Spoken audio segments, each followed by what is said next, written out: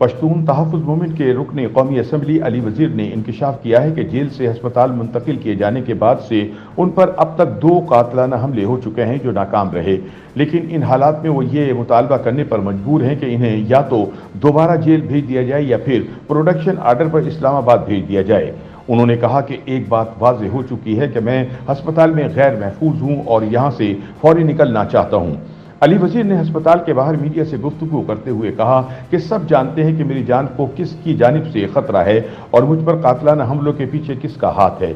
उन्होंने कहा कि अगर मेरे खिलाफ बगावत का मुकदमा बनाने वाले मुझे जेल नहीं ले जा सकते तो फिर मुझे कौमी असम्बली के बजट इजलास में शिरकत के लिए इस्लामाबाद ले जाया जाए, क्योंकि मेरे प्रोडक्शन आर्डर भी जारी हो चुके हैं। उन्होंने कहा कि बजट इजलास साल में एक बार होता है जहां हर हल्के का नुमाइंदा अपने हल्के के मसाइल के हवाले से बात करता है।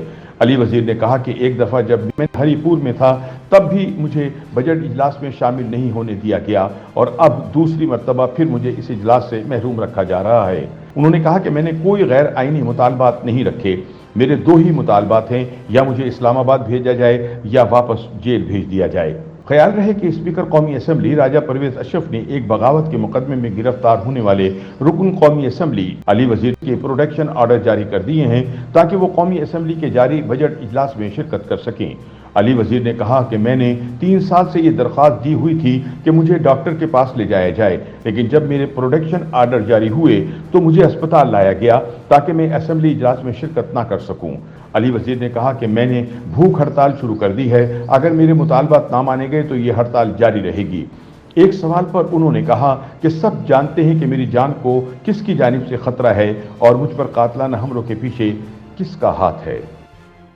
YouTube पर गूगली न्यूज देखने के लिए youtube.com की सर्च बार में गूगली न्यूज टीवी टाइप करें। गूगली न्यूज के पेज पर सुर्ख रंग के सब्सक्रिप्शन वाले बटन पर क्लिक करना ना भूलिए। YouTube पेज पर अपलोड होने वाली वीडियोस से बाखबर रहने के लिए बेल आइकन पर क्लिक कीजिए। आपको हर नई वीडियो के बारे में नोटिफिकेशन मौसूल हो जाएगा।